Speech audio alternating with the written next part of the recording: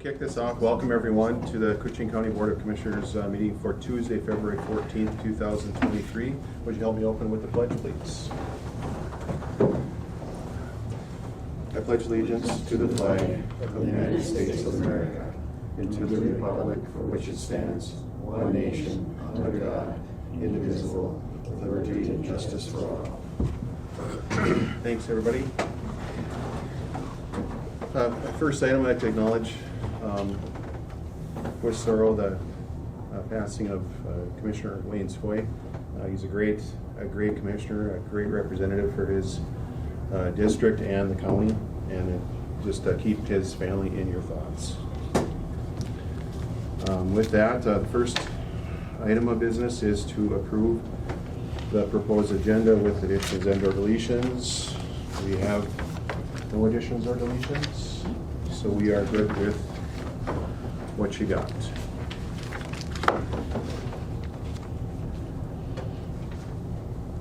I'll make a motion. Thank you, Commissioner Roach. I'll second. Thank you, Commissioner Hell. Any discussion? Hearing none, I'll call the question. All those in favor signify by saying aye. Aye. Aye. Opposed? And motion carries. The next item is to approve the minutes from the January 24th, 2023 regular meeting. They all look okay? Yep. I'll make a motion. Thank you, Commissioner Roach. I'll second. Thank you, Commissioner Hill. If there are no questions in the minutes, I'll call the question. All those in favor signify by saying aye. Aye. Aye. Opposed? And motion carries. Thank you. The next item is financial business. Chair will accept the motion for items A, B, D, and E. And we'll keep the MSIT and the warrant voice separate.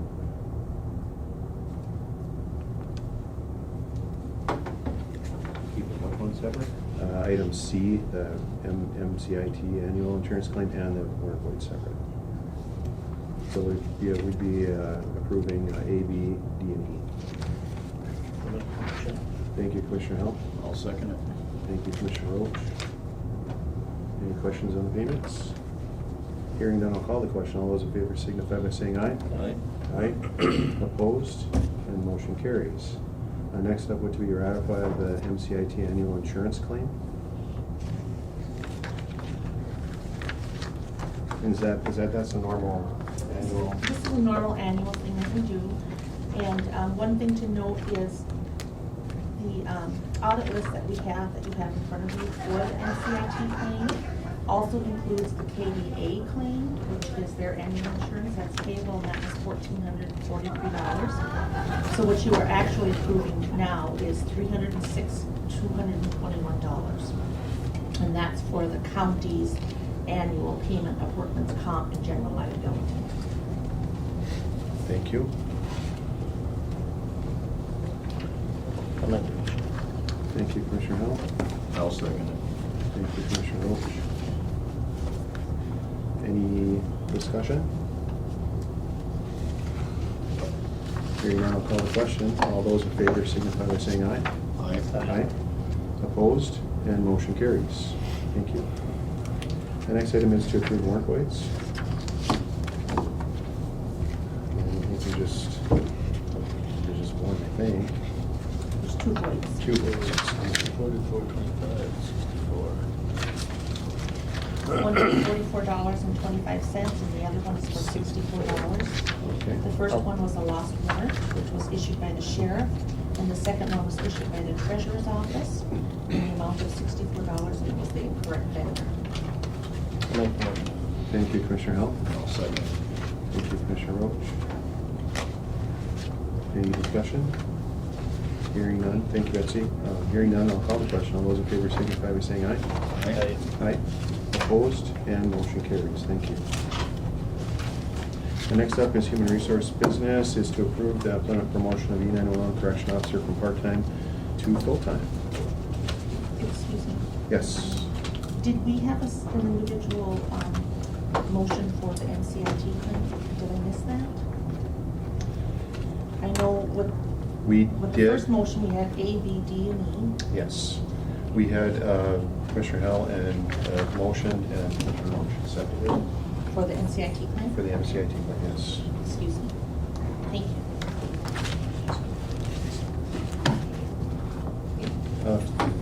First item in the human resource business is to approve the employment promotion of the Nagona correction officer from part-time to full-time.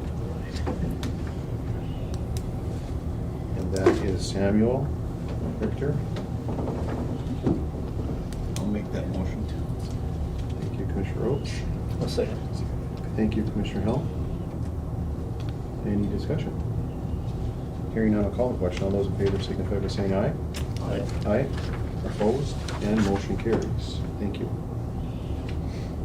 Next up is to approve employment separation of 2 part-time deputies. We have Carter This is and. employment separation of Deputy Sheriff Carter Lagergren, effective February 5th, and the other one, I'm not sure if I said that right, Lagergren. Yep. And then part-time Deputy Sheriff Brian Stenson, which was also effective February 5th. I'll make the motion. Thank you, Commissioner Hill. I'll second it. Thank you, Commissioner Roach. Any further discussion? Thank you to those 2 for their service. If there's nothing else, I'll call the question. All those in favor signify by saying aye. Aye. Aye. Opposed? And motion carries. Thank you. The next item is to approve the employment separation of eligibility worker and authorize filling the vacant position within the assigned wage scale.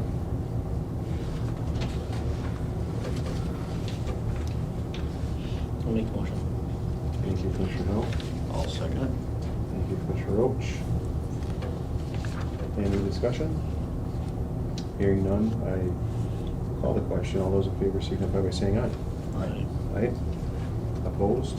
And motion carries. Thank you. Next item is to approve employment separation of county highway engineer and authorize filling the vacant position.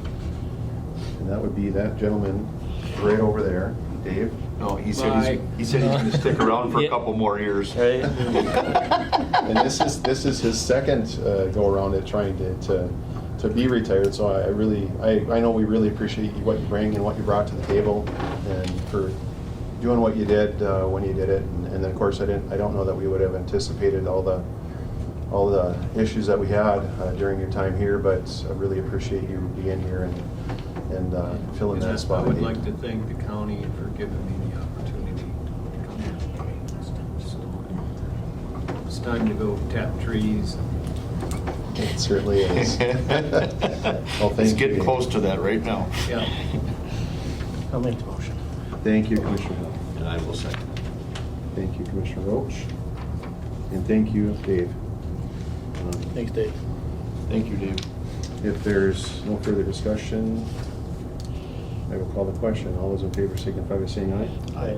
Aye. Opposed? And motion carries. Thank you. The next item is to approve 2 LG 230 applications to conduct off-site gambling. And they are for the Asher Capitola Snowdrifters raffle and the Rainier Recreation Club. I'll make that motion. Thank you, Commissioner Roach. I'll second. Thank you, Commissioner Hill. Any discussion? I see their times are, the one drawing is 6/25 of 2023 for the Ash River Snowdrifters, and the Rainier Rec Club is raffle to be held at Thunderbird on June 1st of 23, so keep that in mind. You're prepared. Any other discussion? Hearing none, I'll call the question. All those in favor signify by saying aye. Aye. Aye. Opposed? And motion carries. Thank you. The next item is to adopt resolution supporting the community supervision work group efforts to create a more effective probation system in Minnesota. And this, I believe, is a resolution, is that right? Yes, AMC is asking for support of all 87 counties to support the efforts of the Community Supervision Work Group, creating a more effective probation system in Minnesota. It's a message to all legislators that they can no longer ignore this critical aspect of Minnesota's public safety system and must do their job right now by passing new formula and accompanying funding. There are 3 probation delivery systems in Minnesota that use a combination of state and county provided services. Counties provide about 80% of the probation and supervised release services in the state, and the Department of Corrections provides the other 20%. So we're asking that you adopt the attached resolution in support of the formula change for the probation system and a significant increase in appropriations from the legislature. Thank you. And one other item to note is we are the CCA formula in our county, which at best is a third of the cost. So if it's 20% in our county, it could potentially be a third, but that's after the fact that gets reimbursed beyond after the payments are made. So this is a big deal. This is going on across the state. It's been talked about for the last couple of years, off and on, and is getting some traction. So.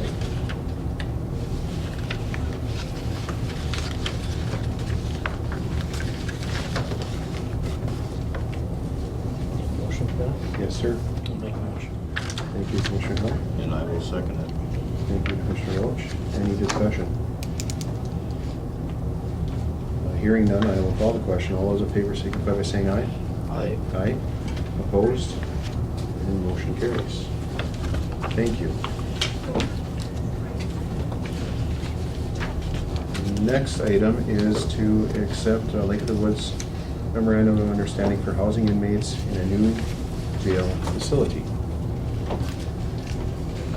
And I see we have Perrin on here, so Perrin, just jump in anytime you like, but this was something that we were working on in 2022 to,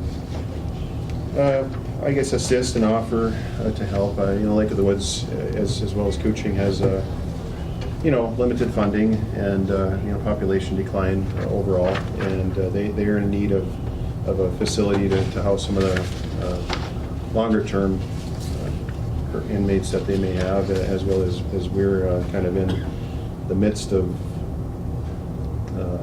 plans to build a new jail facility. So this is a memorandum of understanding. This really is just a commitment through their board to have conversations to come to for Lake of the Woods to come to Koochiching County and have that relationship. So it's a step in the right direction, and it gives them a little flexibility and gives us a little revenue for filling the beds from time to time. So and of course there's really not anything final and definitive hasn't been decided necessarily with the overall facility, but that's in the works, and we're hoping to have find out a little bit more of what I think the city has we have a request in with them to see what they want to do with their police department, and when we find that out, we'll have a few more answers, and we'll be able to move forward with actual design of the facility. So we'll be here in the next month or so. So we'll have a little more information in about a month. But we certainly appreciate Lake of the Woods. They got on this right away, and we appreciate that relationship. So I'll make that motion. thank you, Commissioner Roach. I'll second. Thank you, Commissioner Hill. Any discussion? Hearing no discussion. You have anything, Perrin, to add? No, Commissioner Scholem, I think you hit the nail on the head there. It's basically just an agreement where if we have the beds available, they agree that they would attempt to place people in our facility. Thank you, Sheriff. Any further discussion? Hearing none, I'll call the question. All those in favor signify by saying aye. Aye. Aye. Opposed? And motion carries. The next item is to approve the revisions to the 2023 committee list. This will be ever changing here in the next few months with some of the things that have happened and the situation that we're facing here. So just have to bear with us. I certainly appreciate all the folks that take their time and to attend their committee meetings and things, and they're all important. So just maybe have a little patience for a little bit here. We'll get some things moving here a little bit, and But we do have a couple of changes here that we're going to mention here. First mention is to the ARDC Commissioner. I replace temporary appointment of Ricky Roach with Destry Hell as a permanent position and appoint a representative to the No Township seat. And what does that mean? Now, that necessarily does not have to be a commissioner, or they prefer? It does not need to be a commissioner. Okay. For the No Township seat. I believe Kevin A.D. is interested in filling that as a member of the community. Okay. Well, let's, we can certainly consider that appointment from this board for the non-township seat. It doesn't have to be filled with a commissioner. So consider that in any motion. Okay. The next item is the Airhead Regional Correctional Board, remove alternates and to all county board. And I believe that that's once every 5 years we have a second commissioner able to attend and vote at those meetings. Last year was our year, so we won't have to do that for about 4 years. But just keep that in mind, and of course, if someone can't make it, or we need someone there, we can fill that out. Yep. The next is remove the ATP committee list from the duplicate. It's the NATP, Northeast Transportation, it's a long acronym, but it's Northeast Minnesota Area Transportation Partnership. Planning efforts and prioritizing use of federal transportation funding in Northeast Minnesota is the same committee, so we're just going to, as a duplicate, we just blend them together, and I think Ricky's on that, right? Yep. The next up is the Koochiching Aging Options. Remove the second representative as per Doug Screef. The county has one non-voting representative on the board, as it is. Next is the Northeast Housing Consortium Advisory Committee. Second commissioner appointed as the alternate doesn't need to attend unless the appointee can't attend. They can if they wish. The next one is the JET, Northeast Minnesota Office Job Training. Need to appoint an alternate. Any thoughts on the alternate? Well, I'm on that board. I could offer to be the alternate. That's okay for now. This committee will be reviewed after District 3. Just one other thing to note, Betsy, is the jail POC committee has Ricky as the second person, and it should be Destry. Okay. And then one other thing for the KTI meeting, there's some names to add under that committee, but we can do that. I can do that. Give the list of people. Okay. And we just add that. There's probably a list of 8 people, probably steadily. So just so we know who they are.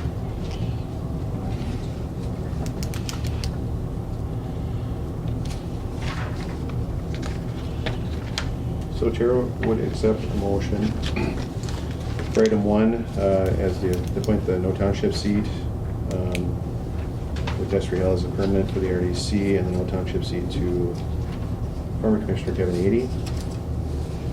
And the next item, we just get rid of the duplications, have the one reporting representative on the Koochiching Aging Options. We've got the Northeast Consortium straightened out, and I would offer myself as an alternate for the JET meetings when Commissioner Roach. I'll make that motion. Thank you, Commissioner Roach. Second. Thank you, Commissioner Hill. You have all that straight? Like I say, it'll be ever changing and ever moving, so just hang in there and we'll get it figured out. So, any other discussion? Hearing none, I'll call the question. All those in favor signify by saying aye. Aye. Aye. Opposed? And motion carries. Thank you. The next item is authorize the administration director to go out for a request for proposal for lobbying services. As many of you know, we have lots of stuff going on within the county, lots of moving parts, lots of financial needs. And this is just one step to try to help the needs and commit to a lobbying service that can kind of help us find some money here and there for different things that we have going on. So this is new territory for myself personally, but we have good people around us that have been doing this for quite some time. So, and we have a lot of needs. You know, we have like I say, we have a jail facility, we have a highway department building, we have, Health and Human Services building that needs some attention. So we definitely have some needs within the county, and that really consider this be one step in that direction at least. I'll make that motion. Thank you, Commissioner Roach. I'll second. Thank you, Commissioner Hill. Any discussion? Hearing none, I will call the question. All those in favor signify by saying aye. Aye. Aye. Opposed? And motion carries. Thank you. Next item is to authorize Administration Director to go out for request for proposal for countywide ambulance services. And this is maybe confusing. It doesn't mean that anything's going to be replaced or changed. This just means that we're just going to get some numbers on what these services would cost from any entity, honestly, that would want to be here. So as you may know, the City of National Falls Ambulance Service is part of a steering committee that I sit on, as well as Rainier and St. Louis County. And we've been discussing options for funding the shortfalls in revenue that they're having. So for myself, this is one step in kind of answering that question of what services would cost, and just to kind of cover the base of getting numbers to, people are going to ask, they want to know what's going on, and to be able to say, and obviously we need a service, right? So we have to, but I also think we have to do our diligence and seeing what those costs potentially would be. And I personally, I don't know exactly what they are. I've never dealt with it. I know they do. They have every service that we have here does a great job, and I know that certainly not anything against that. So this is just to kind of get some ideas and get some numbers. So I'll make the motion. thank you, Commissioner Hill. I'll second it. Thank you, Commissioner Roach. Any discussion? Hearing none, I'll call the question. All those in favor signify by saying aye. Aye. Aye. Opposed? And motion carries. And next up, we have the jet. Are we a little ahead here? Or- We are. We are ahead, okay. So definitely. Slow down. Sorry about that. I'm almost forgetting where we're at, but maybe we'll We can go move ahead with KTI. we can. If KTI is okay to move forward, we can jump you ahead if you like. Sure. And this is to consider approving execution of the non-disclosure agreement with Frontier, which is an ISP that we've had a discussion with. And if you want to introduce yourselves, please. I'm Jim Yund. I'm the chair of the Koochiching Technology Initiative. Morning, Commissioners. Paul Nevenin, KEDA, but also serve on the KTI since its inception. Hello, Paul. And in the background, we have Jackie Nagel, she's our AmeriCorps fellow, working with KTI, helping meet equity needs in our county and getting a lot of stuff done. Really quadrupling probably what we've been able to do as a pretty active, involved organization. So really happy to have her engaged. We'll talk more about that in the next agenda item perhaps. But this is a request for, you want the Frontier one? This is a request to enter into a non-disclosure agreement with Frontier. Thanks to Jackie's and Commissioner Schoblem's efforts, we've been exploring filling in a number of the holes of the remaining people in our county and businesses that do not have high-speed internet access to their facilities and residences. And we've identified one area to the east of Little Fork.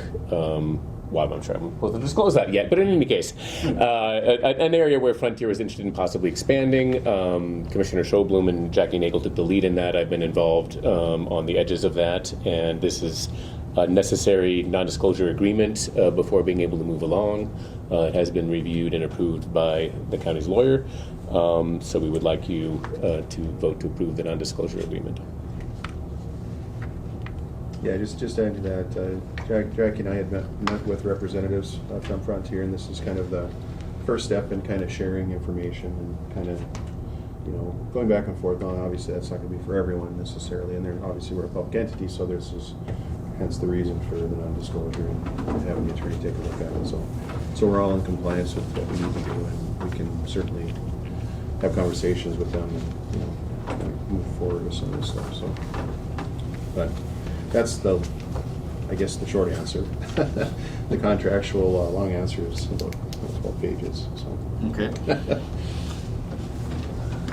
So I would accept a motion to enter into that approval. I'll make the motion. Thank you, Commissioner Hill.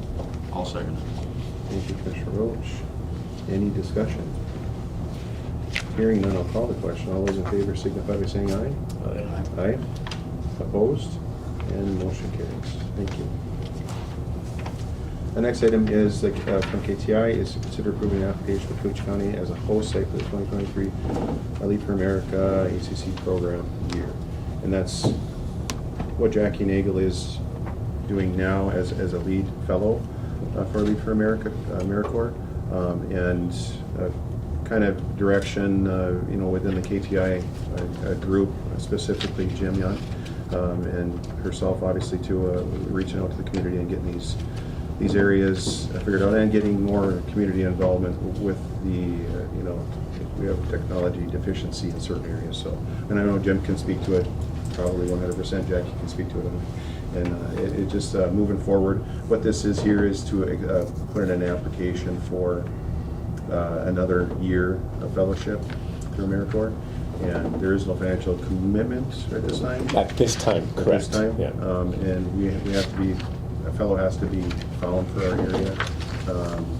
We have to accept that, so we're really financially we're not committal at this point, but I think there's a deadline of March 1st, is that right? To So, get this yep. done, so, but anyway, Jim can explain. If the application is accepted and we find a fellow, then there would be a commitment of up to $35,000 by the county. During the process of applying, they can consider lowering that fee. So with 35 max, but possibly less than that. And they are more likely to lower it because we are a rural, relatively low-income county. But we should keep that 35 figure in mind because it could well be that. And as I said earlier, thanks to having an AmeriCorps fellow, specifically Jackie, Koochiching Technology Initiative has been able to do tremendously more of what we're all about for the county, for its residents and businesses. It's just, paying out in spades. We've been a little limited in time, and despite all of the board members, all the committee members of KTI being pretty highly involved, having a full-time fellow engaged in this kind of work with us really doubles down on our efforts. So we'd like to do that for an additional year. It would be a different fellow to be determined, not necessarily a local. It's usually not a local, but it could be. And then hopefully in the long term, we would like to devolve this towards being a full-time position at the county, at KTI, to be determined, but that's kind of off in the future, not part of this discussion. This is just to approve applying for the fellowship, and if we're accepted, then the financial commitment would be more specific and would be another board motion at that time, I assume. And what's the financial commitment now that we made for that? It was like around 15,000, 14,000, something? Sounds right, yeah. 15,000 was the whole site fee for my current fellowship. Okay, great. So, yeah, and of that, at least at the last one, there was some land and project funds, a grant that KTI actually applied for that was utilized to fund that, Yes. as well as a KCDA, a community development grant, so.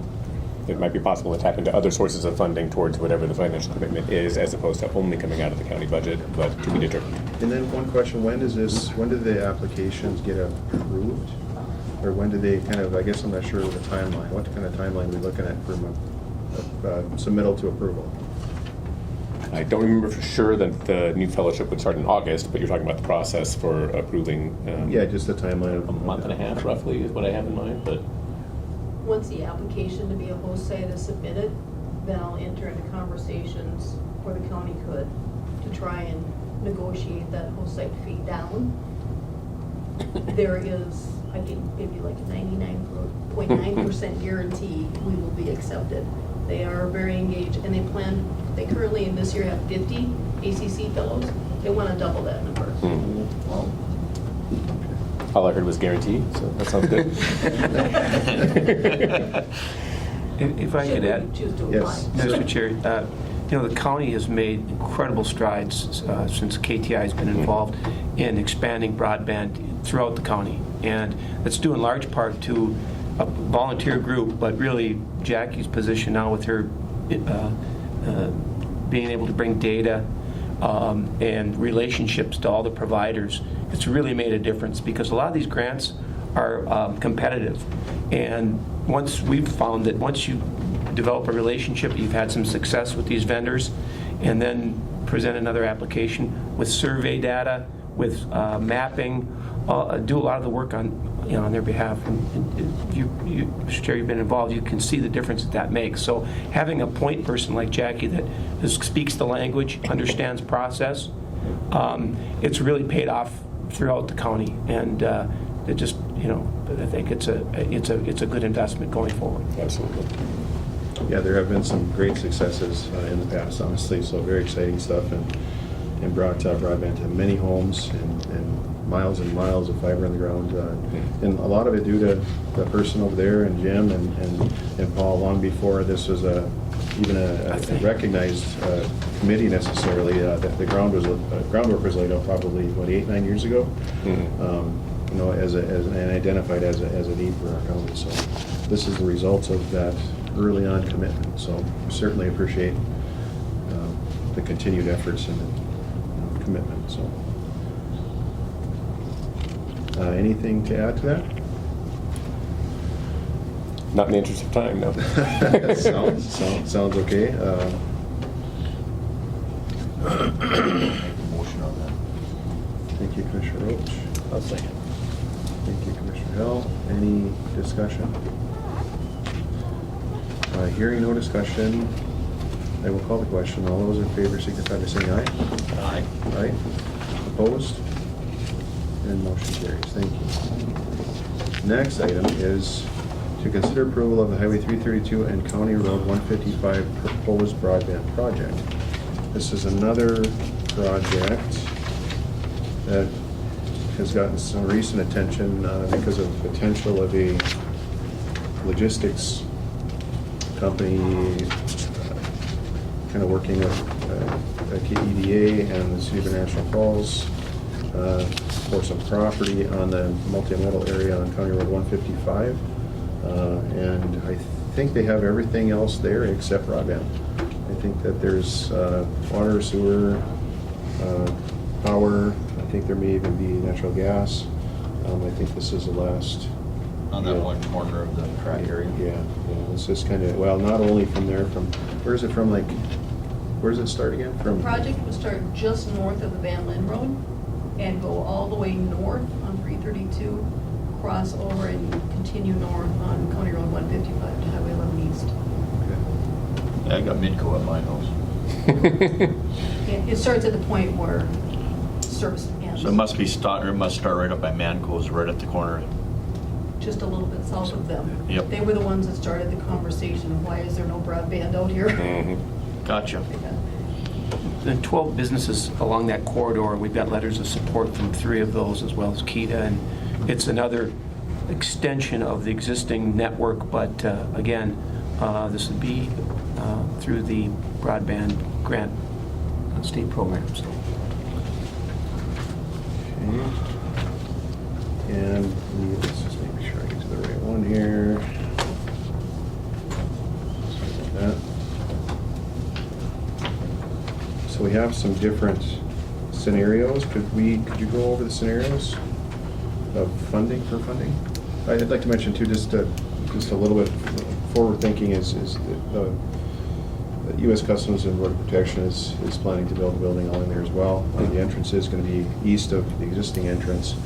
So that area on 155 and 332 potentially could see more traffic, potentially, which would then increase the need for, or potentially, actually, there could be more businesses that might want to line up to build up there. So just keep that in mind.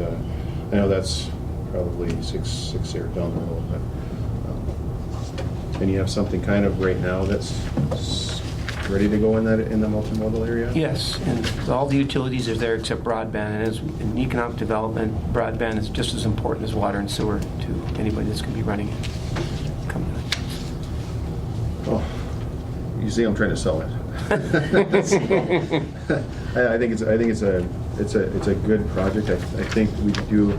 If maybe Jackie could go over the commitment levels, or whoever would like to speak to that, just so far as what we could apply for or what is planning to be done.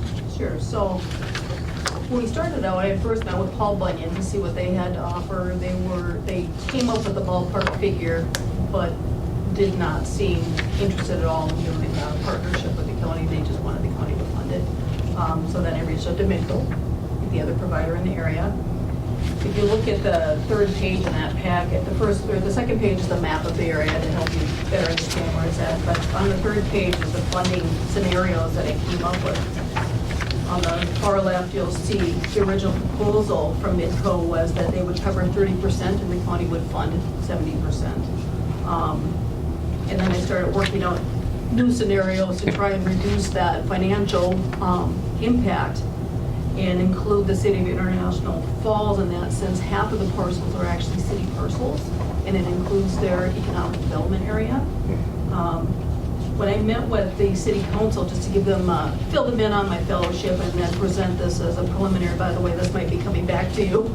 I presented the figures in scenario 2, where it was a 20% split between Midco, the city, the county, and the hopes of getting a border-to-border grant.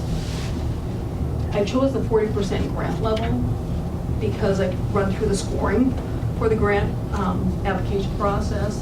That will score us very highly, right? So our chance of success is greater. After meeting with the city, I decided we needed a new scenario, and scenario 3 came into play, where I kicked the Midco contribution back up to the 30% they originally suggested, and then split the other 30% between the city and county, and leaving that border-to-border grant application proposal at 40%. Try to maximize the success of a grant application, but minimize the local financial commitment simultaneously. So that would be what I would recommend for the funding scenario for a border-to-border grant application. And is Midco on board with this? Midco is on board. They did not want to be the grant submitter. They're already submitting 2 huge grant applications. They were afraid they would appear overly greedy to do a third. Plus, because this is largely for economic development, it's serving all businesses, there's no residential properties involved, they thought it would be best delivered from the county as this is what the county needs. And, you know, if you read through the Minnesota statutes on broadband, this is clearly a high objective for the state of Minnesota. So I believe that we have great success of an award should we choose to apply. But again, Midco is on board. They're helping work through the grant application process with me as a preliminary act because of the condensed time frame. And they'll continue through that process.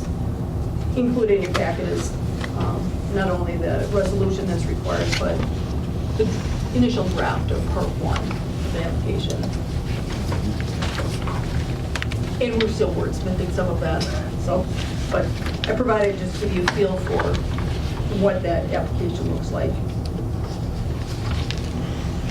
So the financial commitment would be anything from the county, from the $28,987.40 figure, if the city signs on as well, and we will be presenting the same proposal to them at their next meeting. And if we get the border-to-border grant, which Jackie has strategically arranged to make more likely, from that figure, it could range all the way up to $135,274 if we don't get the grant and we don't get the city involvement. I think that's unlikely that neither of those will happen, but that's the high end of the potential dollar figure. So there's 3 different asks of the county for this board motion. One is who would be submitting the actual proposal for the border-to-border grant, and we propose that it would be Jackie. She's the most knowledgeable local person on the situation.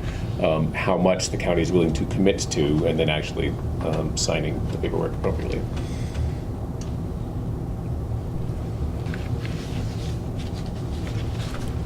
And that would be, within a motion, would be the contingency of whatever commitment that would be comfortable. You know, I would hope the city would sign on to kind of commit to this as well. I think it certainly serves the economic development in the area. It's fantastic. I think with the joint commitment from the county and the city, I think we're more likely, and with Midco also being on board, I think we're very likely to probably have success with this. So, and that would be scenario 3, Jackie, is that right?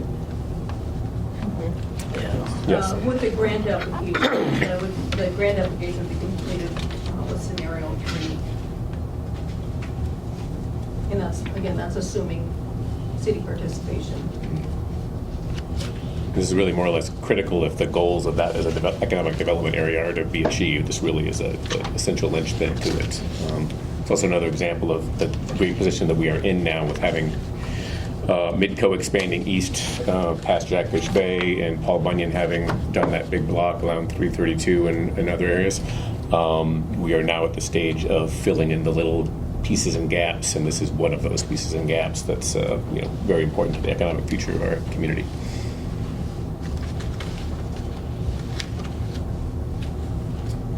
Great, thank you. Anything else to add? I'll turn it over to the board. What's your thoughts? We're going with scenario 3. Yeah, I'd make the motion that we would get on board with this.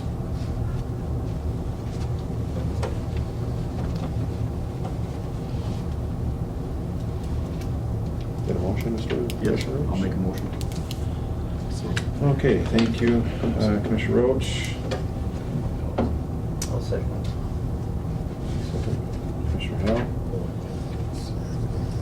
Anything further to add?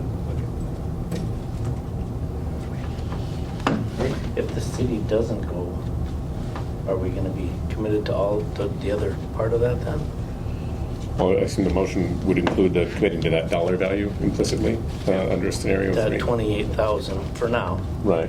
Right. If the city doesn't go along with, then we should look at it again. It'd have to be correct? revisited. Yeah. Yes. Well, it can be contingent upon the city's, Yep. we would commit to the 28, Okay. 28,987, right now, Yep. and, assuming that the city's gonna go with us. Yeah, just depends on what happens there, so, but, I think Jackie has. Yeah. Yeah, so it's important that the county board be aware that they need to make the financial commitment. And I'm assuming you're going to use ARPA funds. And that's why in the request, I included that range.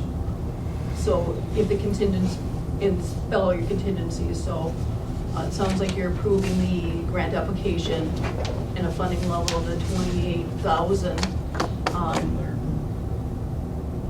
I guess I need to know, to keep Midco engaged too. Are you interested in contributing higher or not? Because the project won't proceed if the funding level is only for the 28,000. Right? We won't know for several months. It'll be, I think it's June when they review and release those grant awards.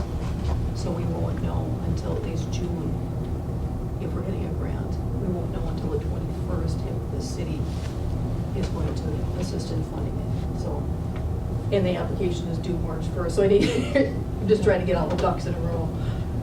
We can certainly pursue the grant application and then revisit funding afterwards. The contingencies are really up to you what your comfort level is for committing funding.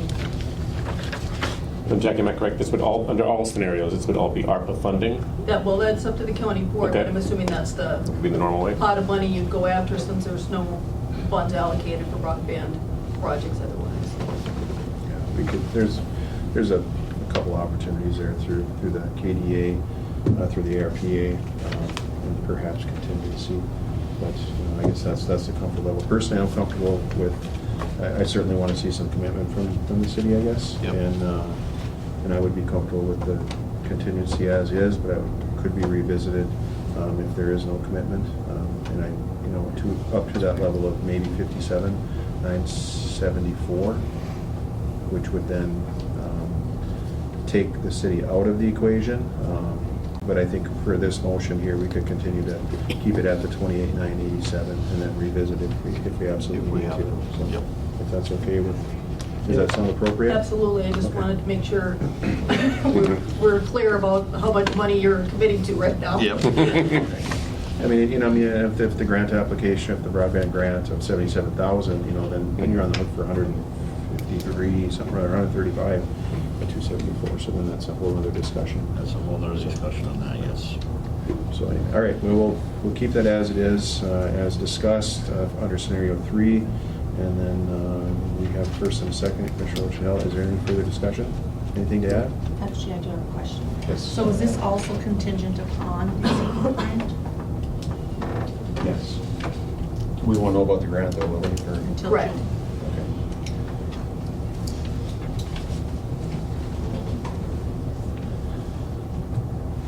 Anything else? Hearing none, I'll call the question then. All those in favor signify by saying aye. Aye. Opposed? And motion carries. Thank you. Thanks for coming in. Thank you. Thanks. Appreciate it. Take it work.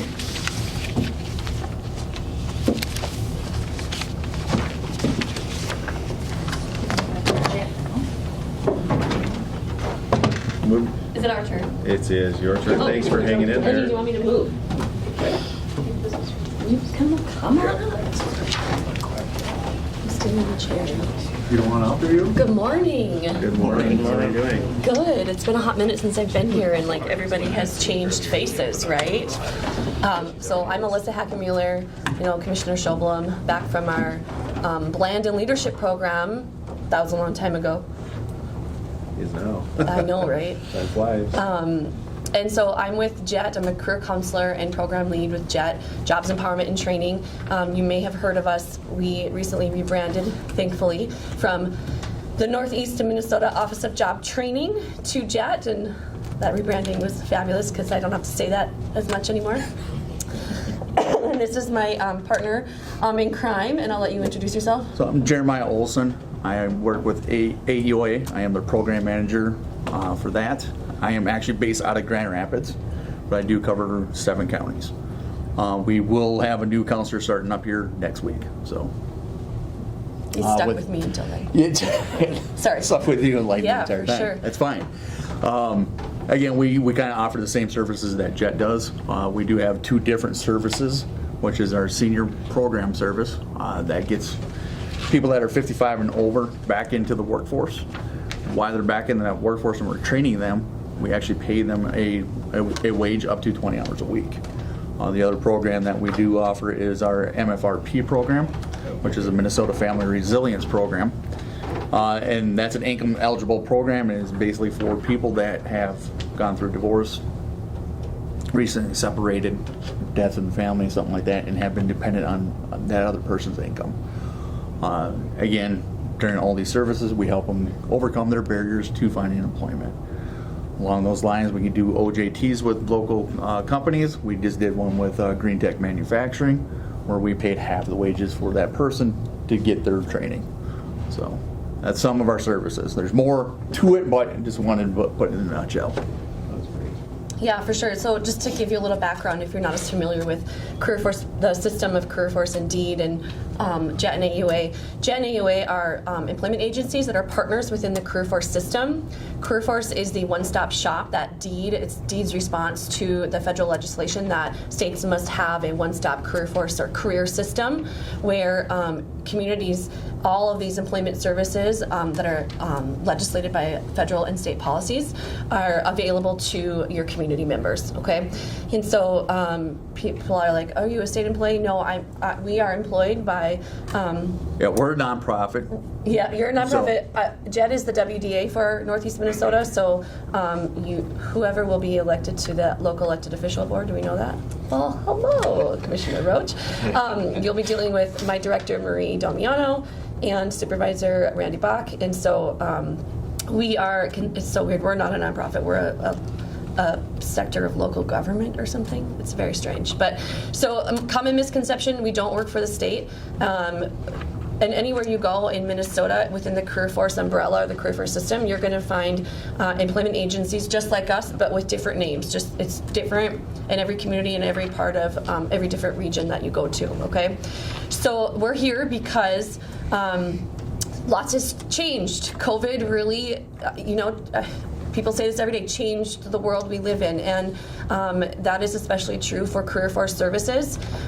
Commissioner Steve Grove was really seeing a need for us as a whole, career force as a whole, to reimagine how we were providing services, reducing our physical footprint, and instead of the sit back and wait, let's go serve our community, right? So our previous model, we were located at a workforce center on campus at Rainy River, and we would staff the front desk Monday through Friday, 8 to 4:30, and wait for people to come in, whether it's help accessing their unemployment, filling out job applications, or if they're in greater need, referring to like one of the agencies, AOA or JET, right? And prior to COVID, we were busy. We were really busy. Lots of foot traffic coming in, and post-COVID, we do not have the foot traffic. To the point where we stepped down our services to 3 days a week, and we were taking notes on how many people were coming in to see us, and it was pretty bare. Yeah. And so at the same time that was happening, JET started to look at, because of the commissioner's request, our physical footprint as a singular agency, and across the region, what were our lease end dates. And well, it turns out International Falls, our lease with the college, was one of the first ones to be ending, and so we're kind of the guinea pig here. And Tammy Riley, who was my coworker, she's recently went back to the county. She and I worked with our boss, and we're like, you know what? We see a lot of potential and a lot of good reasons to move. I think one of the biggest struggles we have is being out at the college. It's not very accessible for the majority of our low-income clients who have major barriers to employment, addiction, mental health, and we really wanted to be down here. Transportation was the other one then. Yeah, transportation is, right, the bus comes, but if you are so low income, sometimes you can't even afford a bus ticket, right? You use that money to feed your kids or what have you. And so we started looking downtown, and the one place that really jumped out at us was Balon's iSpace. It's centrally located. It's beautiful, new accommodations, right? We basically could just move right in and pick up where we left off. And so that's what we did. JET is leasing a permanent office space at Balon's, and AUA is right next door. Literally, he's right next door, my neighbor. And so the one hurdle we had was a secure building. It's locked, so public can't just walk in anymore. But we want to make sure that we're still available to the public. So you can make an appointment with us. We meet most of our clients that are enrolled in the more intensive programming, like Jeremiah spoke about. Yep. They come there, we meet them there, or we meet them in the community. So that's the part where we're going to the people, right? COVID sort of pushed us into the 21st century. Like, we finally have the technology we need and the devices to go where the people are. But to still provide public services, we partnered with the library. One thing that DEED sort of realized through COVID is that people were using libraries more than we kind of thought to access computers and apply for jobs. But we didn't have any resources available there. And everything's online now through DEED. If you go to our Career Force website, it's all online. So a lot of people can just access this from home if they do have internet service, and then just kind of over, a lot of broadband is kind of hard to get up here or anywhere else in rural Minnesota. But that's what DEED is kind of getting towards, is let's do it all online. That way we don't have to pay for office space, it sounds like, Yeah, go to where the people are. And that's what JET and AUA are looking at, is like, we need to be out in that community more. We need to be in front of the community members providing our services. Yeah, for sure. So we, you'll notice across the state, if you go to public libraries, Career Force corners are popping up. And so we took, it was just a corner with Career Force services, like a reminder, like, hey, if you're here filling out an application on the computer, don't forget we're here. We've taken that a step further, and now we're there Tuesday, Wednesday, Thursday from 11 to 2. A representative from one of our agencies will be there to assist people walking in who, employers that need help learning how to post jobs, writing job descriptions, applying for work, or more, right? If somebody is just like really needing more intensive services, we can cross-refer to either one of our agencies. The only thing that we can't answer, and this is with AUA, I don't know about JET on that one, is we can't answer unemployment questions. That's always going to get referred back to unemployment. Yeah. So I know we do get screened a lot of times for unemployment questions. I just had one the other day, and I'm like, I apologize, you have to call the 188 Greater Minnesota number for that. So yeah, we can help people access the internet, right, and get to the unemployment webpage and help them with the basics of accessing it. But the state is pretty clear that we are not trained in unemployment. I'm sure everybody knows still career force workforce is the unemployment office, right? And that is the farthest from what we do. We really are trained. We are the experts in accessing services to help you overcome major barriers to employment. We have support services. If you need steel-toed boots for work and you are eligible for programming, if you can't get your foot in the door somewhere, we have all sorts of really cool things that we can help people with. We both have like on-the-job training. This is through our dislocated worker program, the incumbent worker training program, which is through dislocated workers also. So if you know anybody or any company that is looking to lay off, that incumbent worker is basically to help not lay people off. It's, to put it in layman's term, it's to hire within. So you're training in the new people to take the old people's job, and then they can backfill. So that's what that incumbent worker is in a nutshell on that one. There's more to it than that. I'm just kind of briefly describing that. And then I know you guys do the on-the-job training also. Again, that's where we can pay up to 50% of a wage to get people trained in. I actually think you guys had a JET, OJT, in child support or financial a few years back. Yeah. So you're familiar with the program? No, not you. I was not a part of that. You weren't? I thought you were a commissioner then. I may have been, but I think they You're supposed to remember all of those things. It's a whole other world over there, you see. It is, you're right. It really is. So. Then the other portion is our ABE, this is Adult Basic Education.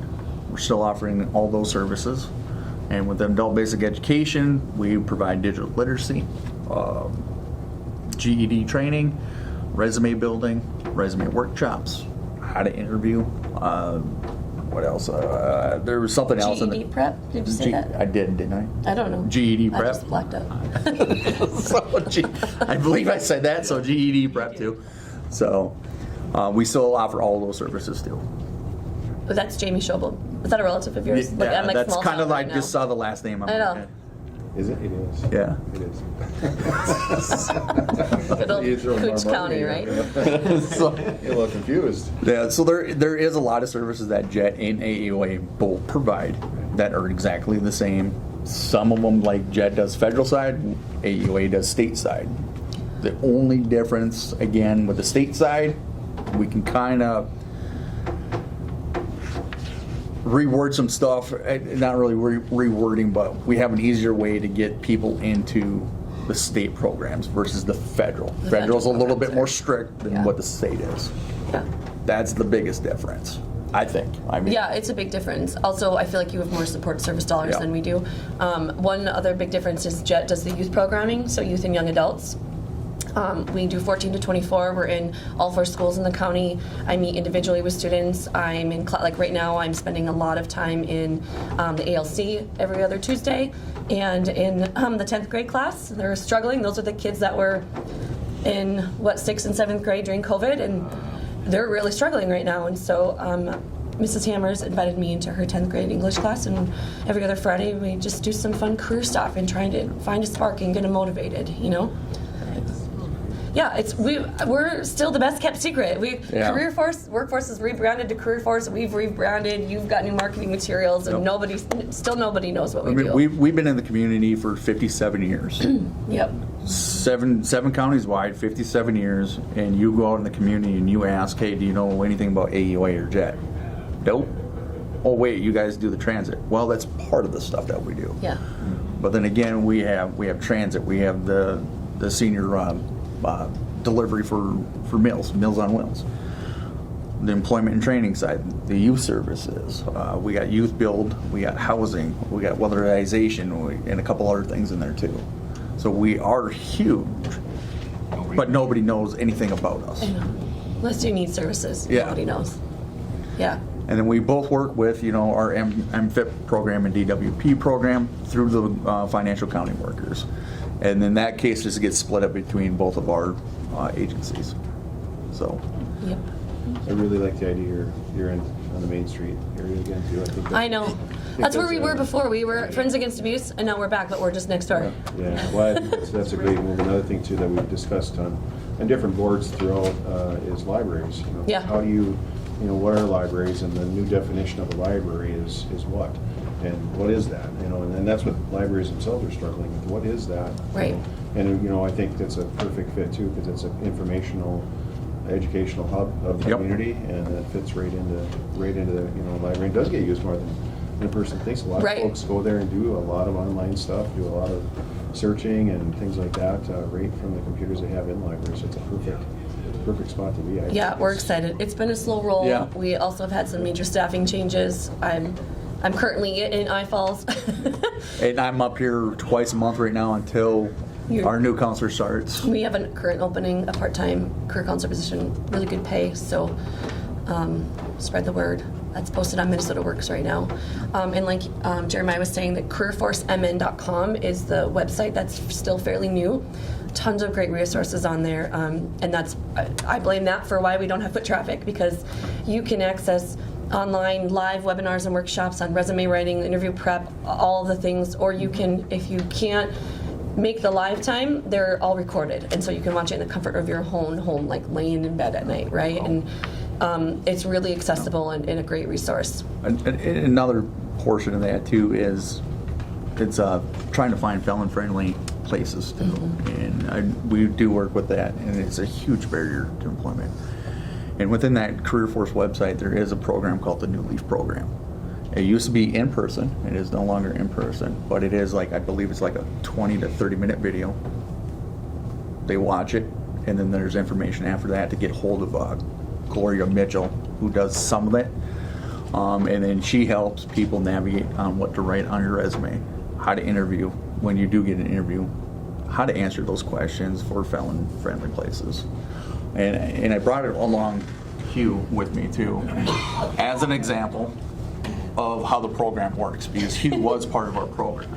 So Hugh, you want to just do a quick story on how the program works? Sure. You have about 2 minutes. 2 minutes. Okay. That's all it takes, 2 minutes. Okay. All right, Mr. Chair, Board.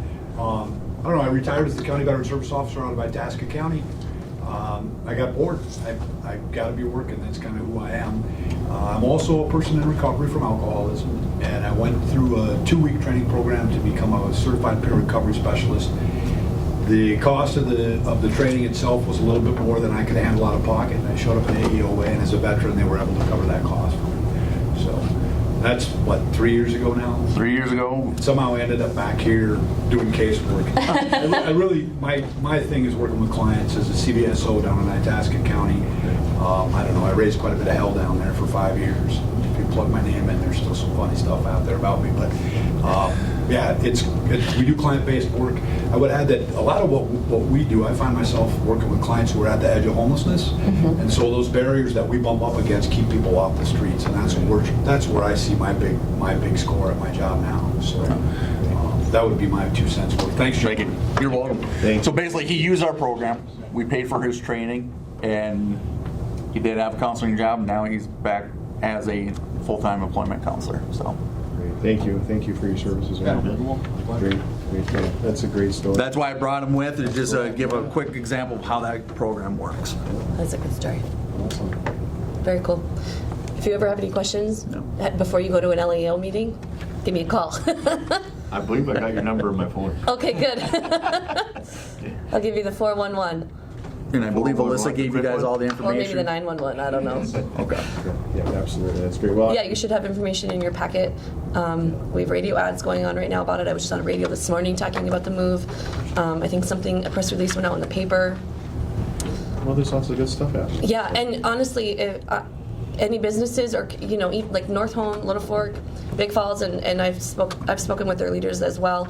If somebody wants us to come down there, like I'm mobile now. Yeah. I have a suitcase. People are like, "Are you going on a trip?" Nope. This is my rolling office. So yeah, it works. Well, it's nice to get out in the community and see folks. Yeah. And COVID was a struggle too for lots of people. So Yep. absolutely good to see everything kind of back and about. Yeah, for sure. Absolutely. It's Thank nice you to be for back having in us. person too. Yeah. It is. Right. It is. We appreciate you stopping by. Yeah, thanks for having us. Thank you. Guys. Appreciate it. Give me a call. Enjoy the rest of your morning. Auditor Treasurer. Thank you, Auditor. West? We're hanging in there. Yeah, no, it's nice, good information. Yeah, not too much to this. The county acts as the fiscal agent for the Polar Pullers Club. So they have a snow machine that they have picked out, and they are writing a grant for. And in order to do that, we show our support and then agree to receipt the funds if they're successful, and then make the appropriate payments. There's not a cost, a financial cost, short of a little bit of time spent on the paperwork. So This is to maintain the Tilson Bay area. yeah, to trails, maintain it. which- Yeah, it's, and they have the machine picked out, and I'm assuming they have the grant largely written. So Great area out there. yeah, oh geez, they very active club. Yeah, they do a great job. Very good. A lot Yeah. of people use that out there. Yeah, yeah, it's very nice. So we're just looking to. Just looking for a acceptance of, resolution of support. Yes. Yeah. Right, so accept a motion to support the grant application for the Polar Pullers. I'll make it. Thank you. I'll second it. Thank you, Commissioner Hill. Thank you, Commissioner Roach. Any discussion? I'll just thank that group. They do an awesome job. Yeah, they do. Yeah, they're Great time, so. they're out there every day. Any other discussion? Hearing none, I'll call the question. All those in favor signify by saying aye. Aye. Aye. Opposed? And motion carries. Thank you. The next item is information system business. Hello, Justin. How you doing? Good. Good morning. You're looking at a wide Canon scan printer for the recorders? Yeah, Recorder's Office needs a new wide format printer to print full-size plats. A few other departments will also be able to utilize the printer.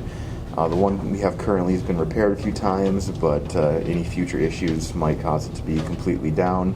So we're just looking to try to get a new one sooner rather than later.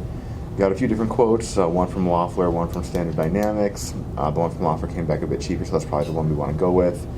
We did also get a backup, one from Standard Dynamics for a smaller model with less features, and that one is a bit cheaper as well, but still the recommendation is the one through Loeffler. No lease for this one. We're just going to purchase this one outright and then handle repairs in the future. So just looking for that approval. And then they're just scanning other files and getting them recorded and digital? Mm-hmm. Yeah, the one that we're looking for has more features, which is why we're going for that higher price model.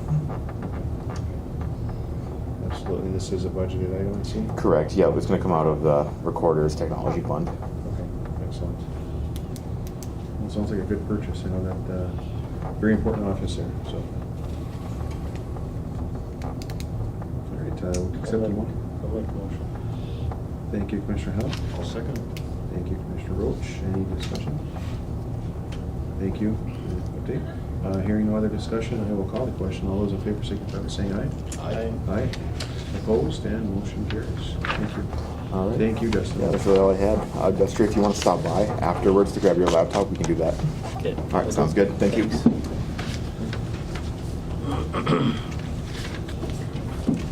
And Nathan, how you doing? Good. How about you guys? Doing well. And you found a vehicle, maybe?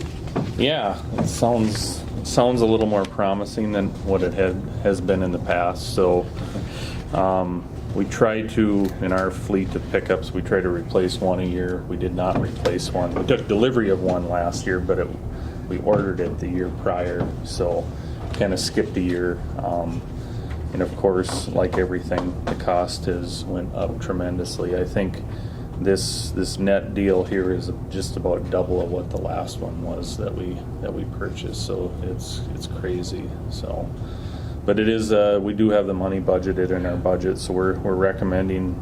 We got a quote from Worley Motors for a 2023 Ram 1500, a similar spec truck, same truck basically through the state bid price is roughly $200 cheaper, but I guess we would recommend buying it here locally.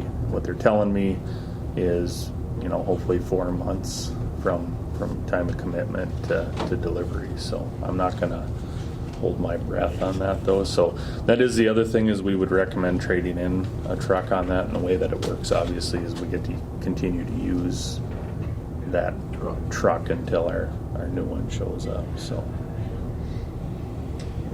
Okay. I'll make a motion. Thank you, Commissioner Hill. I'll second it. Thank you, Commissioner Roach. Anything to add? discussion? Hearing none, I'll call the question. All those in favor, signify by saying aye. Aye, opposed, and motion carries. Thank you. Now we have the Heritage Project, which is repurchasing some of the.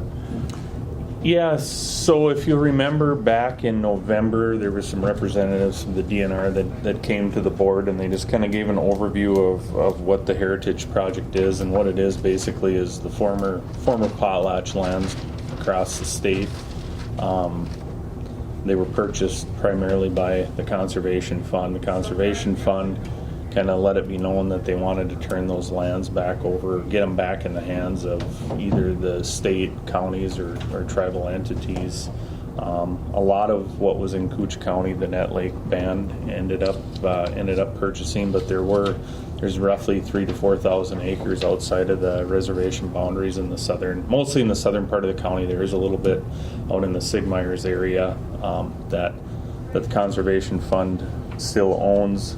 And so part of that Heritage Project, as the DNR is calling it, is they are seeking to acquire those lands. We went through an exercise with the DNR last year and kind of said, this 40 makes more sense for the county to own because we have a big block of ownership there, and it would maybe help with our access or just tie in with our management.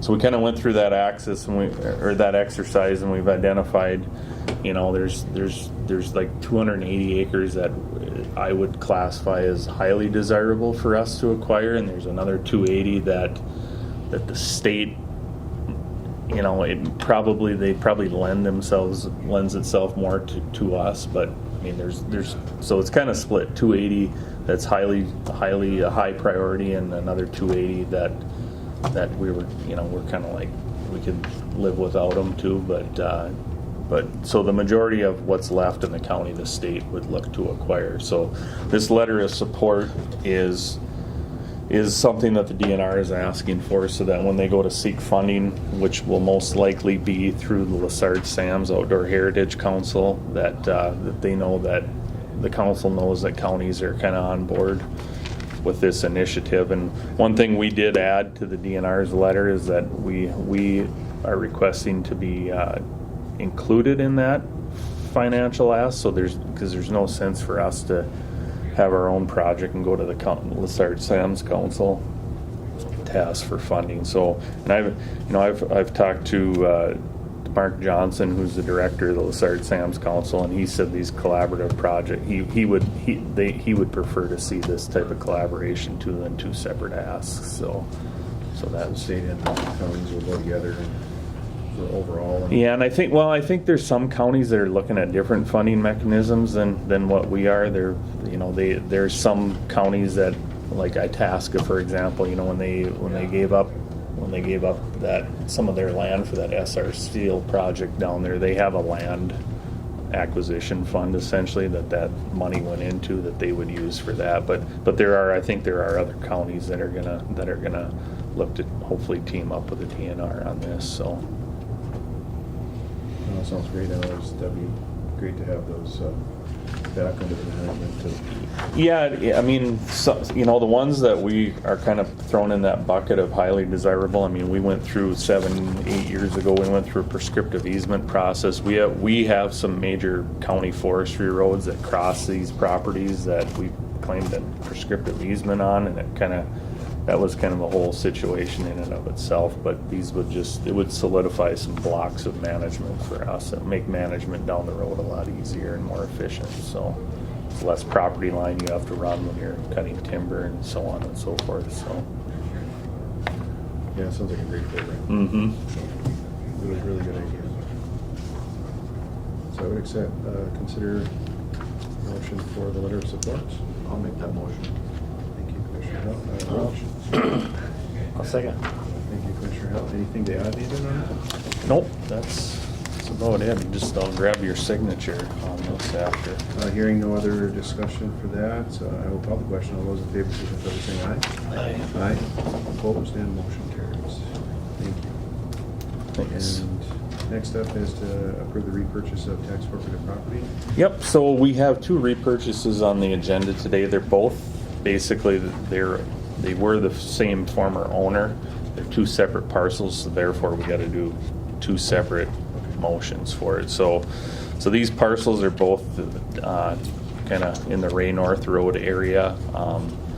Former owner passed away, unfortunately, this past fall, and his the representative from his estate lives up in Alaska and contacted me and kind of tried to follow up and wanted to know if there was a way to redeem these properties, because his former owner's daughter is supposed to get those properties in as well. So this is the avenue to do that. So. School with that person. Pardon? I went to school with that person. Oh, you okay? Very sad. Yeah. And this will give an opportunity to just kind of take care of the arrears. Yeah, this will take care of it. So the way that the repurchase law works is because it was still in, it was still titled to the person that is now passed on. It'll come back when we, if the board approves it, we'll apply for a repurchase deed through the state of Minnesota or the Department of Revenue, and it'll actually come back in the name of the estate of the former owner. And then once that happens, we're kind of out of it, and then they'll do what they have to do on their end from a legal standpoint to get it in her name. Yeah, that's a great program. It's really nice to be able to do that. Yeah. Get that property back to them. Yeah. So this first one will be for the northwest quarter of the northeast quarter of section 31, township 69, range 22. And you'd like that in separate motions? Yeah, please. I'll make that motion. Thank you, Commissioner Roach. One second. Thank you, Commissioner Howell. Any discussion? Hearing none, I'll call the question. All those in favor signify by saying aye. Aye. Opposed? And motion carries. And the other is just for... It's the same scenario, just a different parcel. It's the southwest quarter, the southeast quarter, less than north 10 acres of section 30, township 69, range 22. And I should note that part of this repurchase application is that they have paid all of the fees up front. We're just kind of holding the check until the board approves it. So I'll make a motion. Okay, thank you, Commissioner Roach. One second. Thank you, Commissioner Howell. Thank you, Nathan, for taking care of it. Well, that's Yep. good, like you say, good to get that property back to them. So, if there's no other discussion, I'll call the question. All those in favor signify by saying aye. Aye. Aye. Opposed? And motion carries. And next, we have some timber results. yeah, so this we don't need a motion on. It's just something that we do after we have an auction. We come back to the board and just do a quick review summary of our auction results. If the board has any questions, but we had our first auction of the new year back on February 1st. We sold 22,500 cords of timber for a total value of $784,000. So we did see, as you can kind of see in some of those charts in the packet, our price per cord, especially for aspen, did creep up a little bit from our auction last year at this time. We did have, it seems like softwood seems to be in high demand still. We had a few spruce sales that there was a lot of interest in. So Right, I seen that. It was quite higher than some of them, especially. Yeah, So. yeah. And overall, the average is a little bit higher too. A little bit higher than it has been overall. So and a lot of it, we'll see going forward. And I think a lot of it will depend on how long the winter lasts. I mean, everybody's kind of had a wake up call the last week or so with 40+ degree afternoons. But it looks like the long range forecast there's even some 20 below out at the end of the 10-day forecast. So if winter holds on for into the first or second week of March, I think most of the mills should have pretty good inventories in their yards, and that may translate into mediation of stumpage prices down the road, but that remains to be seen, I guess. So. And there was some strandboard plant that was kind of timed out. Yeah, so there was. So the company is called Huber Engineered Woods. They had proposed a OSB mill, a brand new greenfield OSB mill down in Cohasset about 1.5 years, 2 years ago. Of course, there was a lot of public incentives tied to get them here, and then they were basically given special legislation that allowed them not to do a full-blown environmental impact statement. Well, that got challenged in court, and just Monday of last week, the Minnesota Appellate Court kind of ruled in the plaintiff's favor and said, yeah, this probably should have a full-blown EIS, and so the company made an announcement Thursday and said we're going to go to a different state. So, wow. Yeah, I just read that a couple of days ago in an email. So yeah. So we'll see. I know I just read an article last night that St. Louis County is actually trying to make a push to keep them here. They're saying, this would have been built in Itasca County. St. Louis County is saying, come build it in St. Louis County. We'll do the EIS, so on and so forth. But I think still, Minnesota's, regulatory climate, I think an EIS is still going to take a year or two, and they can probably the company can go to a different state, and in that same time that the EIS is complete, they could be making product. So that's... Yep, and it's a process, isn't it? Mm-hmm. So yeah, we had back to the auction. We sold everything but 2 tracks. That 2 of the tracks that we offered did not sell, and of course the way it works is people can come pick those up over the counter if they want to. So we'll see what happens there. And then when's the next one, Nathan? The next one will be, it's that first Wednesday in May. It's like May 2nd or 3rd. I can't remember the exact date. It's either the 2nd or 3rd. And in Big Falls. Yep. We're kind of keeping them all. We used to pre-COVID. We were kind of moving them around the county. We'd go between Big Falls, Little Fork, and the college up here, and we just, when COVID started, we needed a bigger place to have them. And the gym at the community building at Big Falls was great. We could spread people out, and it's a central point to have them. Yep. We get a lot of folks from the North Home area. To make them drive up here to the falls for a timber auction, I think it's just as easy to have them in Big Falls. It's not a big deal. So it's a great spot. Yeah. Perfect. They're so good. Any questions for Nathan? Nope. Good job. Okay, thank you. Yep, thanks. That's great, thank you. Yeah, We'll see you in a little bit. See ya, and I'll make your signature on this letter.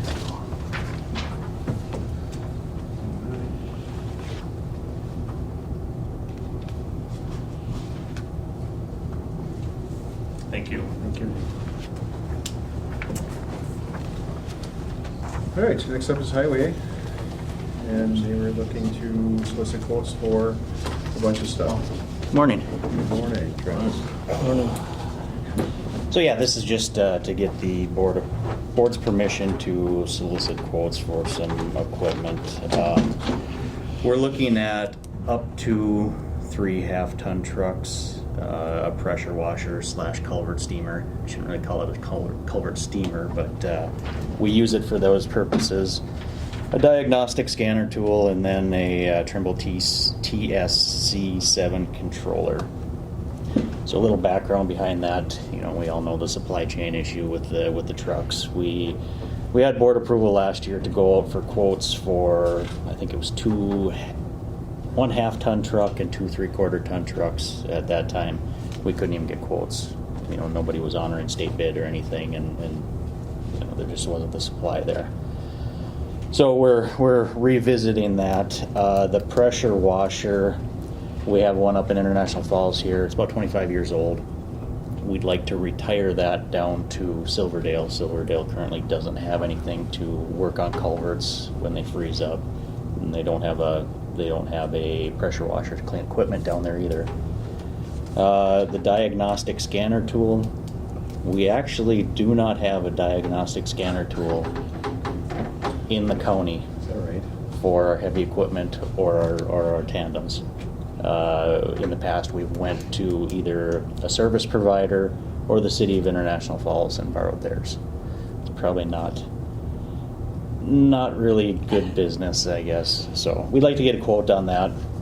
And then finally, the Trimble unit. So that's part of our engineering services. Our engineering techs use the survey equipment a lot when they're out either designing projects or inspecting projects.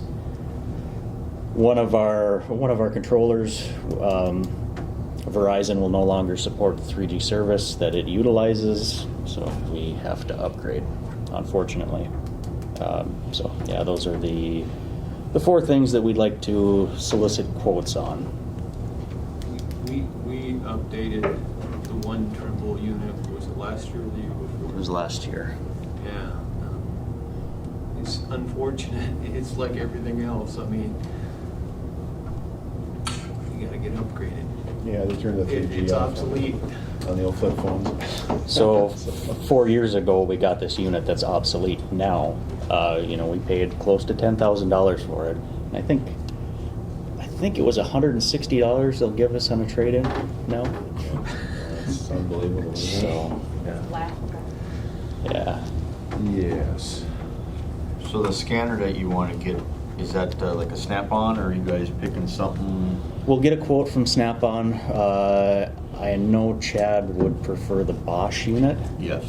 Yeah. Snap-ons obsolete themselves so quick, and then you got a tool sitting there, just like you said, it's worth $160 when you go to trade it in, and they want 14, 15 grand for it when you buy them outright. Yep. I know the guys over at the shop, they've done a lot of research on it, and they'll go in the best direction, or the direction that's best for them. Yep. Okay. But yeah, the Bosch was thrown out as the top pick. Yep. All right, wishes of the board. I'd make the motion. I'll second. Commissioner Roach. Thank you, Commissioner Bell. Any further discussion? Anything else? Nope, that's it. Hearing no other discussion, I'll call the question. All those in favor signify by saying aye. Aye. Aye. Opposed, and motion carries. Thank you. Thank you. Next up is Environmental Services. Hi, Matt. How are you doing? I'm sorry. Yeah. Good morning. Good morning. Good morning. So I'm seeking authorization from you related to our SSTS program, a grant agreement. We do this every year. And every year we receive $18,600 as a grant to administer our sewer program.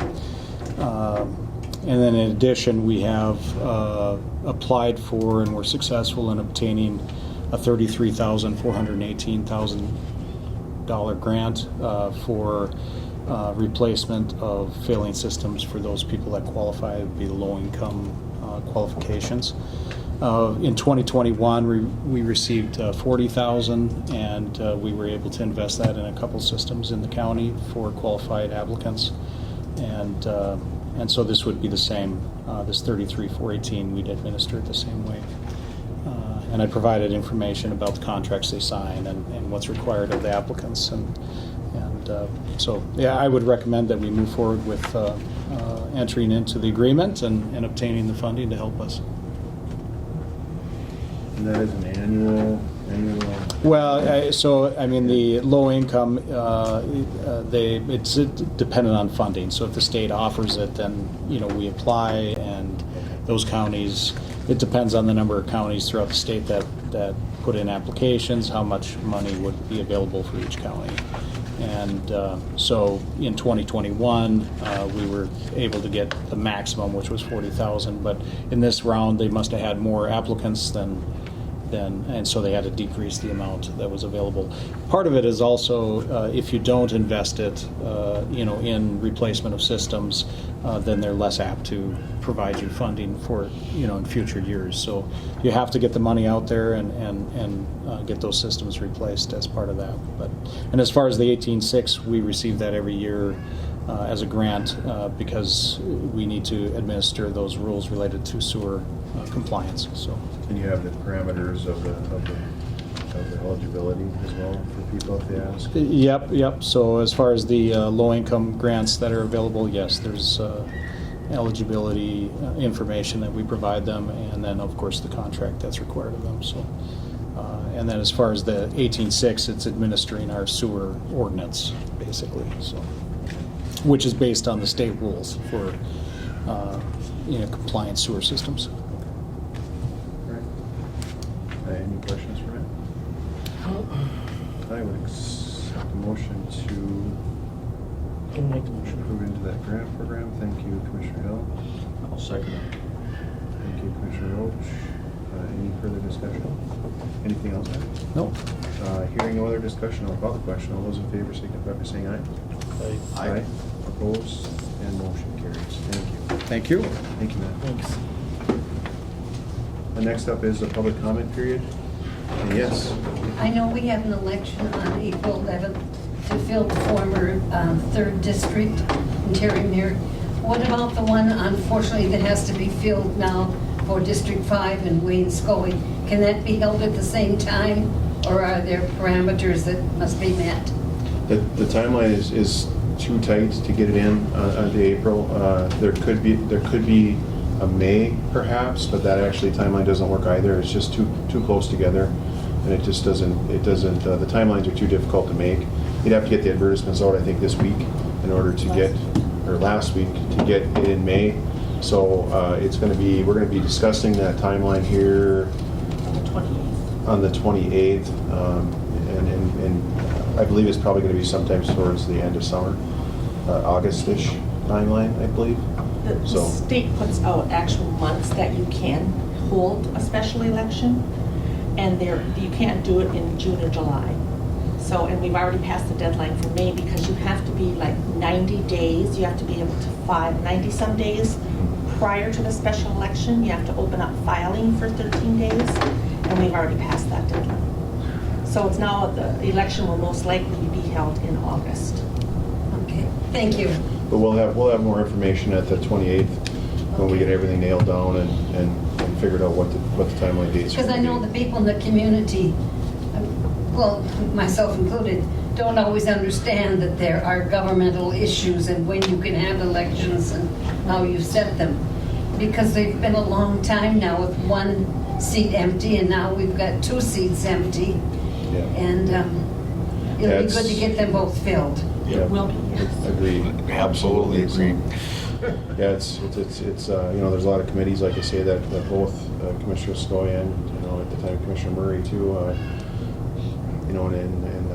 just it's one of those difficulties. We'll get through it, and we'll keep moving forward. We'll do what we need to do, and we'll get the timeline set up, and you will have, like I say, we'll have more information on an exact date on the 28th of the next meeting, basically Thank 2 you. weeks. So, but thank you. Is there any other public comments in person or online?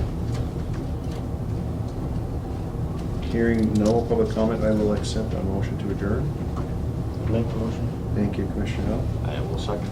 Thank you, Commissioner Roach. All those in favor of adjourn, say aye. Aye. Aye. Opposed? And motion carries. We are adjourned.